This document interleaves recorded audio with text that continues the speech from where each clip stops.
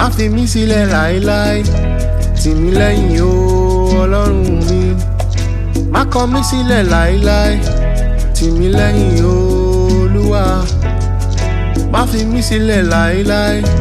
Timileyin o olorun mi, má kọ̀ mí sílẹ̀. I've seen your little feet, heard your little cry, and when you try to speak, I see the man inside you.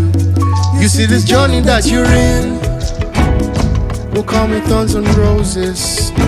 Hey, you will laugh, you will cry, you will be happy, you'll be sad. So when your back's against the wall and your problems ain't so small, listen to me, bro. Bọ́rọ̀ tí mò ń sọ, kò sọ wípé Timileyin Olúwa, má fi mí sílẹ̀ láíláí. Timileyin o Ọlọ́run mi, má kọ̀ mí sílẹ̀ láíláí.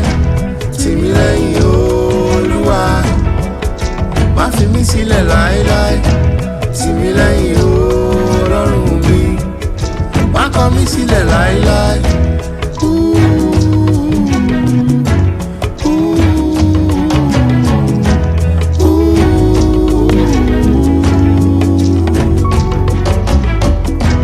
Timileyin,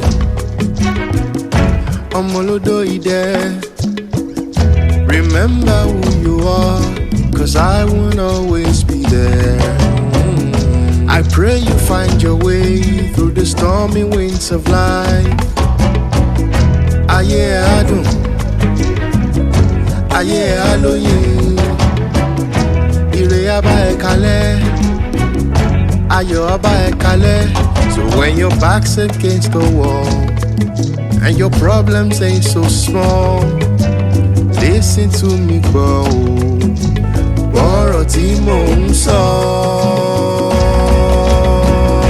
kò sọ wípé Timileyin Olúwa, má fi mí sílẹ̀ láíláí.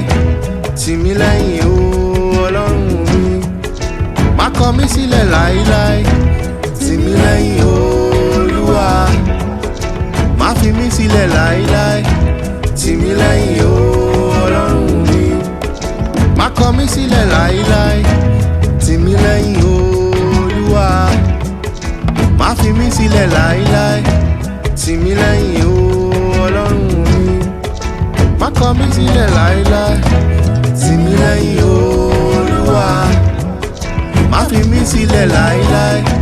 Timileyin o Ọlọ́run mi, má kọ̀ mí sílẹ̀ láíláí.